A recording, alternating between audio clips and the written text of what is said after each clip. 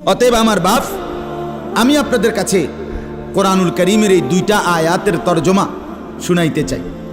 এটা পুরুষদের জন্য, নারীদের জন্য, উভয়টা। একজন মুসলিম পুরুষ, তার ব্যাপারেও আল্লাহর হুকুম, একজন মুসলিম নারী, তার ব্যাপারেও আল্লাহর হুকুম। উভয়কে আল্লাহ তাআলা বলছে চরিত্রের হেফাজতের জন্য সবচেয়ে প্রথম শর্ত, 1 নাম্বার দৃষ্টি হেফাজত। কোনো মানুষের চরিত্র সুন্দর কিনা এটার প্রমাণ তার নজর ঠিক কিনা। আমি ওই কথা শুদ্ধ কয়, ফ্যান ফিনছে, শার্ট গাও দিছে, স্প্রে লাগাইছে, কথাবার্তা এমনি কুমাইয়া কয় জি জি জি আঙ্কেল কেমন আছেন, ভালো আছেন, এ আর মাশাআল্লাহ দেখছুনিও ভদ্র ভদ্র বাইয়া পড়তে আছে একবারে।